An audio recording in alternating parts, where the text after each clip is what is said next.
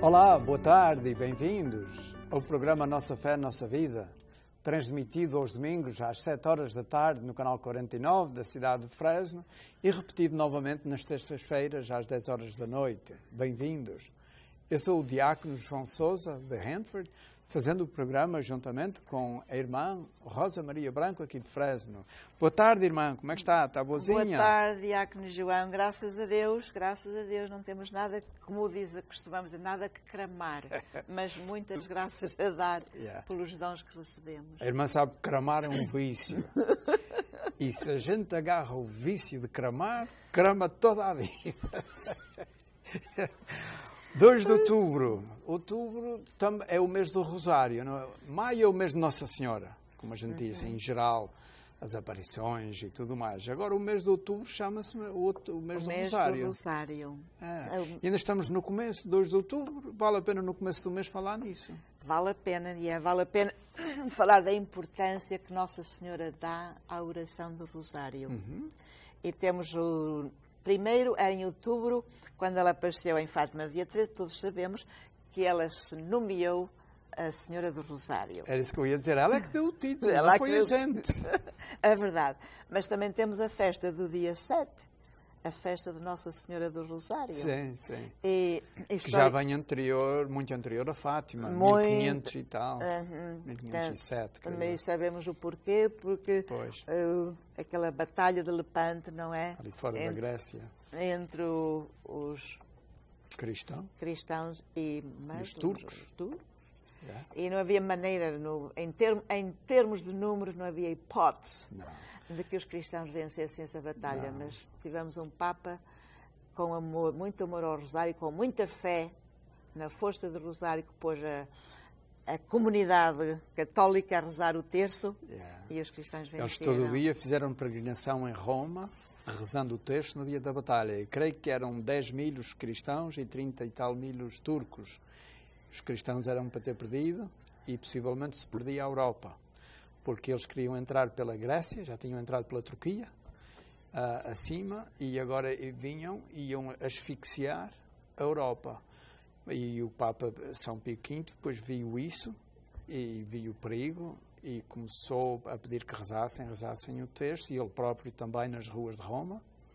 Ele, no outro dia, quando soube o resultado da batalha, ele chorou, agradecendo a Deus e dizendo que considerava isto um milagre de Nossa Senhora às forças cristãs, e então instituiu a festa de Nossa Senhora do Rosário, a 7 de outubro, não é? 7 de outubro. A 7 de outubro.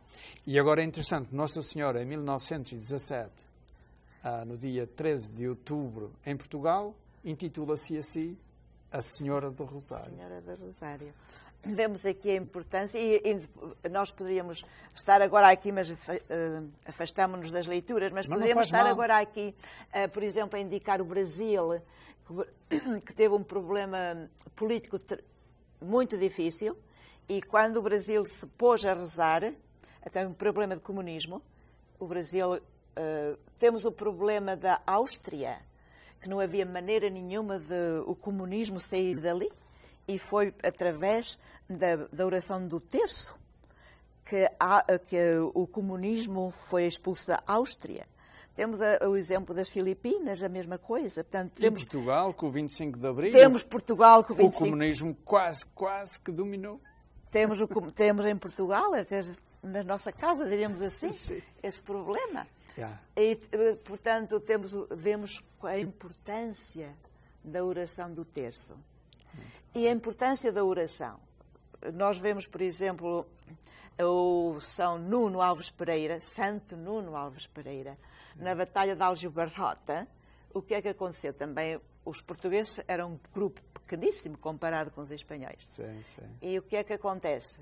Quando os soldados diziam, vem ajudar, assim, vocês lutem e eu rezo. Ele foi o Moisés que, de braços abertos, se retirou a rezar e os portugueses ganharam. Portanto, vemos que a importância da oração na nossa vida. E o terço é uma oração simples que qualquer pessoa pode rezar. Às vezes as pessoas dizem, eu não posso rezar como os padres e como as freiras, aquela liturgia das horas, não tenho aquele livro. E a Isabel, mas podes rezar o texto. Qualquer um tem 10 dedos para contar as Ave Marias de preciso. E o texto é uma meditação na vida de Nosso Senhor Jesus Cristo. É meditação. Muito é bíblica, é uma oração bíblica. E, então, a irmã quer fazer um apelo no começo do mês, isto ainda hoje é o dia 2 de outubro, que bom seria se todos nos dispuséssemos a rezar o texto durante este mês. Todos e rezá-lo pela paz, é o que Nossa Senhora pede em Fátima constantemente. Rezem pela paz, rezem o texto pela paz. E depois ela diz, se não me escutarem, vamos voltar ao problema, não escutaram Amós, e as consequências foram drásticas. Não escutaram Nossa Senhora em Fátima, quando ela diz, se não vos emendarem, se não rezarem, vai haver outra guerra pior que a primeira, e ela aconteceu. E como isto poderíamos focar muitos factos históricos noutros países. Sim. Só a oração como que salva o mundo das grandes guerras, dos grandes problemas sem dúvida. Políticos e económicos. Nunca houve povo que abandonasse a Deus e que ficasse melhor do que o que estava antes. Está perfeito. Está uma frase com muita sabedoria. A gente vê o povo de Israel, por exemplo, que a gente tem estudado a história deles ali em Hanford, os portugueses, já dei um curso em português sobre a história da caminhada do povo de Deus no Antigo Testamento até Jesus Cristo. E a gente via as desgraças que vinham, estavam sempre relacionadas com o abandono de Deus. As pessoas abandonavam a Deus e depois mal acontecia. Não é? Deus tirou o povo do Egito, da escravidão. Quando faltou a comida, quando começaram a andar no deserto, ali já não havia comida, Deus providenciou o maná. Moisés mandou um grupo deles visitar a terra às escondidas para verem aquilo onde era. Vieram para trás, cheios de medo, a dizer, não, os teus gigantes que a gente encontrou naquela terra, vamos para trás. E começaram a chorar pelas cebolas do Egito, com saudades daquela molha de carne e daquelas coisas todas. E Deus disse, nenhum destes entrará na terra prometida. E a razão que o povo de Deus andou 40 anos no deserto, andar de roda, à espera de uma oportunidade para entrar, foi até morrer a última geração daqueles que se tinham revoltaram-se contra Moisés e queriam obrigar ao regresso. Deus disse a Moisés, nenhum deles entrará na terra prometida. E então o povo andou 40 anos ali de roda. E aquilo é pertíssimo. Eles podiam fazer aquela viagem em menos de 3 meses, assim como um povo grande, um povo que lhe faz em 3 semanas, mas um povo faria aquilo em 3 meses. E andaram 40 anos à procura da rolha. Depois finalmente entraram, não é? E depois, mais tarde, a mesma coisa, foram para o exílio, para a Babilónia, para a Síria, e assim por diante. E a gente vê isto. O século XX, por exemplo, foi um século em que o povo abandonou a religião em massa. Isso começou já no século XIX, sobretudo na França. Havia aqueles pensadores que puseram entre o povo a ideia de que Deus não existe e de que a gente não precisa de Deus. Olha, a Primeira Guerra Mundial morreu mais de 30 milhões de pessoas. Isto foi uma chamada à atenção. Não atenderam? Olha, veio uma outra, a Segunda Guerra Mundial matou mais de 60 milhões de pessoas. A gente queixa-se da Guerra do Vietnã. Quantos matou? 55 mil. A Segunda Guerra Mundial, entre 60 a 80 milhões de pessoas que perderam a vida. Eu acho que a gente tem que saber ler os sinais dos tempos, porque também hoje as pessoas estão a abandonar a igreja e nunca ficam melhores do que estavam antes. Mas, olha, isto vem a propósito porque estamos no mês de outubro, estamos no começo do mês de outubro, a oração é que salva o mundo e, no caso aqui, o texto foi uma oração privilegiada, pedida expressamente por Nossa Senhora. Seria bom que nós nos esforçássemos durante este mês de outubro a rezar o texto todos os dias. Seria uma coisa boa, não era, irmã? Escutar a mãe. Nós sabemos quando as mães ficam tristes quando dão um bom conselho aos filhos e eles não as escutam. Pois também a nossa Mãe do Céu fica triste quando ela nos aconselha concretamente a rezarmos o texto diariamente e nós fazemos ouvidos de mercador. Olha, em vez de Nosso Senhor vir pelas nuvens e dizer, ei, vocês, ele pensou, vou mandar a mãe. Yeah. Mandou a minha mãe, eles vão escutá-la. E muitos escutaram. Muita gente escuta. Escuta a Nossa Senhora. Muito bem, olha, mudamos de fato hoje. Mudamos de roupa. Já não é o Amós, agora é o Abacuque. O Abacuque viveu 100 e poucos anos depois do Amós. Mas a mensagem é parecida. Vamos ver. A mensagem é parecida. Até quando, Senhor, chamarei por socorro sem que ouçais o meu apelo? Até quando clamarei contra a violência sem que envieis a salvação? Porque me deixais ver a iniquidade e sois espectador da injustiça. Diante de mim só tenho opressão e violência. Levantam-se contendas e reina a discórdia.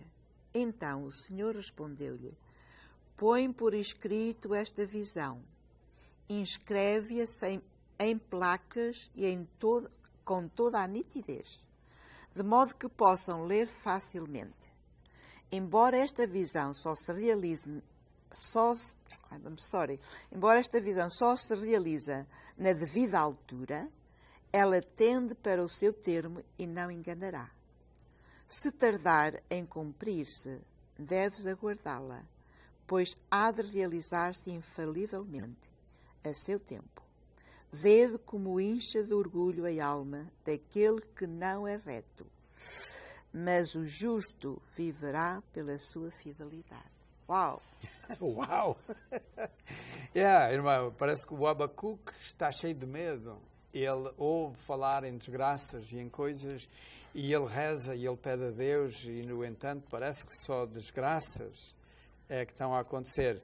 E isto foi aí por volta, ele escreveu isto por volta do ano 605 antes de Cristo, e isto foi na altura em que a Babilónia se estava a levantar. Até aqui tinha sido o reino da Assíria, tinha vindo e tinha conquistado o reino do norte, o reino de Israel, e agora, às tantas, começa um reino mais ao sul a ter mais poderio do que o reino da Assíria. E a Assíria aliou-se ao Egito para ver se os dois se aguentavam com a Babilónia. E a Babilónia veio no ano 605 a.C. e derrotou os dois. E o profeta está aqui cheio de medo, a dizer, ei, só ouço falar em violência, quando é que mandas a salvação e tudo mais? Mas esta história é muito linda, a gente vai acabá-la depois do intervalo, que eles estão aqui a dar sinal de que temos que parar um bocadinho. Só, caros amigos, a gente volta dentro de um minuto, então, até já. For decades, KNXT Television has been spreading the good news of the gospel across the San Joaquin Valley. It's a faithful legacy of evangelization and celebration that has brought God's Word into more than 1 million homes. You can continue this legacy by remembering KNXT as a bequest in your family's will or estate. If KNXT has been a blessing in your life, you can bless others for years to come. For information about tax-deductible contributions, visit knxt.tv or call 559-488-7440. Caros amigos, bem-vindos de novo ao programa Nossa Fé, Nossa Vida. Nós, na primeira parte do programa, estávamos falando agora, mais para o fim, sobre o profeta Abacuque.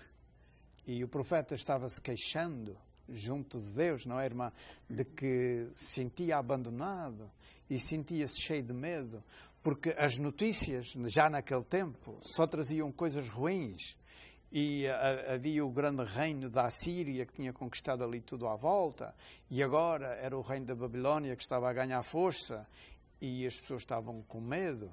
E então o profeta, depois de tanto clamar a Deus, às tantas quase que fica assim desanimado.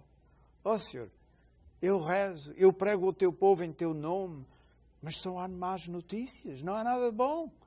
E então foi quando Deus disse-lhe, põe por escrito esta visão e grava em tábuas com toda a clareza. Embora esta visão só se realize na devida altura, ela vai se cumprir e não falhará. E depois vede como sucumbe aquele que não tem a alma reta, mas o justo viverá pela fé. E deu uma palavra de esperança ao profeta. foi de esperança, mas a esperança foi mais tarde, porque logo a seguir, em 587, foi a destruição de Jerusalém e o povo foi todo para o cativeiro. Mas depois regressou e fundaram de novo o templo, reconstruíram, etc. De maneira que é isto, a gente deve ter fé em Deus sempre até o fim. Quem tem Deus e é fiel a Ele no fim, sempre sairá bem. Quem é infiel a Deus e abandona Deus, nunca ficará melhor. E era isso que Deus estava a incutir ao profeta Abacuque, a dizer, não, há esperança, mas as coisas têm que correr o seu percurso normal. Não é? A gente, quando abandona Deus, vai vir o castigo. E depois as pessoas vão se arrepender e vão mudar. Quer dizer, não é que Deus vai castigar, mas é a consequência dos nossos próprios atos. Pois claro, Deus não anda aí com um pau na mão a ver a quem é cá de dar, quem há de chegar. Agora, a gente não pode fazer coisas más e esperar bons frutos. Claro, aí está as consequências. E a gente diz que a gente usa a linguagem humana figurada a dizer que Deus vai castigar. E podemos falar assim dessa maneira, porque é a linguagem humana. Mas, na realidade, estamos a receber as consequências. O fruto dos nossos atos. E é assim mesmo. Muito bem, isto foi a primeira leitura do profeta Abacuque. E agora vamos ver o que é que o Evangelho nos diz em relação a este tema. Evangelho de Nosso Senhor Jesus Cristo, segundo São Lucas. Naquele tempo, os apóstolos disseram ao Senhor, aumenta a nossa fé. O Senhor respondeu, se tivesseis fé como um grão de mostarda, dirias a esta amoreira, arranca-te daí e vai plantar-te no mar, e ela obedecer-vos-ia. Quem de vós, tendo um servo a lavrar ou a guardar gado, lhe dirá, quando ele voltar do campo, vem depressa sentar-te à mesa? Ou não dirá antes, prepara-me o jantar e cisme para me servires, até que eu tenha comido e bebido. Depois comerás e beberás tu. Terá de agradecer ao servo por lhe ter feito o que mandou? Assim também vós, quando tiveres feito tudo o que vos foi ordenado, dizei, somos inúteis servos. Fizemos o que devíamos fazer. Palavra da salvação. Glória a vós, Senhor. Isto é mais do que uma ideia aqui, irmão. Vamos para a primeira. Os apóstolos a pedirem a Jesus, aumenta-nos a fé. Que coisa de boa. Não é? Sim. Eles reconhecem que têm uma fé fraquinha. Nós sabemos que Jesus vinha anteriormente constantemente a falar da salvação e de como era... E eles sentiram-se muito pequeninos. Sentiram-se, isto é impossível. Nós temos uma vez o São Pedro a dizer, se é assim, Senhor, quem é que se vai salvar? Claro. Portanto, eles pedem a fé. E a fé no sentido de adesão total à mensagem de Cristo. Que realmente eles tenham a coragem e, ao mesmo tempo, foram humildes. Reconheceram que a fé deles estava muito para além daquilo que Jesus estava a ensinar. E então eles pedem, aumenta a nossa fé, dá-nos fé. É uma oração boa para a gente fazer, é assim uma jaculatória boa para a gente quando vai andando e não sabe o que é que há de dizer. Ó Senhor, aumenta a minha fé. E nós é uma boa jaculatória. Eu gosto muito daquela passagem quando o cego vai ter com Jesus, não, ele não é cego, ele vai ter com Jesus para curar o servo e diz-lhe, se podes... Se queres, podes curá-lo. Yes, se queres, podes. E Jesus responde, se quero, e ele diz, aumenta a minha fé. Yeah. Aumenta a minha fé. Yeah. Portanto, ele não foi tanto como dizer, cura-me, se podes. Portanto, há aqui uma dúvida. Yeah. E então Jesus, ele diz, aumenta a minha fé. E Jesus depois diz que não precisa muita fé. Se tivesseis fé do tamanho de um grão de mostarda... Só quer dizer que a nossa fé é muito pequenina. É muito pequenina. Ainda mais pequenina que o grão de mostarda. Eu já contei a história aqui, mas nem sempre os mesmos que estão a ver. Contei aqui há anos, eu vi isto numa homilia lá nas ilhas quando era criança e nunca me esqueci. Um padre velhota a pregar esta passagem do Evangelho, ele disse, havia uma velhinha e ela andava sempre a brigar com os vizinhos, porque ela tinha um castanheiro, mesmo na extrema, e portanto ela dizia que o castanheiro que era seu. E os vizinhos dizem, não, mas também é nosso. E ela não queria. E ela foi à igreja e ouviu esta passagem. Se tivesses fé como um grão de mostarda, dirias a esta amoreira, arranca-te daí e vai plantar-te no mar, e ela obedecia. E ela disse, vou rezar toda a tarde para o castanheiro vir para o meu lado. A senhora foi para casa e amanhou o lanche, comeu, e começou logo a rezar. E de vez em quando apetecia ir à janela a ver se o castanheiro já se tinha mudado. Mas, não, vou rezar mais. Rezou, passou a tarde a rezar. Ao cair da tarde, ela disse, agora vou ver, ele já deve estar no meu lado. E ela foi à janela e viu, e o castanheiro ainda estava lá. E ela disse, eu já sabia que ele não se mudava. Grande fé. Grande fé tinha esta senhora. Mas não é bem isso que Deus estava a dizer. A fé move montanhas, mas não é assim estas montanhas que são os desejos das pessoas e os seus caprichos. A gente às vezes põe a fé ao nosso serviço, em vez da gente estar ao serviço da nossa fé. Nós estamos ao serviço de Deus. A gente às vezes gosta de controlar tudo à nossa volta e até Deus. Senhor, faz isto. Às vezes estamos a dar uma novidade ao Nosso Senhor. Olha, eu não sabias isto talvez, mas olha, eu tenho cancro, ou eu tenho um filho meu, uma filha minha que está assim com dificuldades. Parece que estamos a dar uma novidade ao Nosso Senhor e Ele já sabe tudo. A gente tem que se pôr ao serviço da nossa fé e ao serviço de Deus, e Ele é que nos guia, Ele é que nos controla, Ele é que nos manobra, se a gente quer usar uma palavra assim mais de calão, e não é pôr a fé ao nosso serviço, porque nós não é que somos o centro do universo, embora a gente às vezes pareça que é. Mas Ele é que é o centro do universo. Quem? O nosso Senhor Jesus Cristo, o nosso Redentor e o nosso Salvador. Uhum.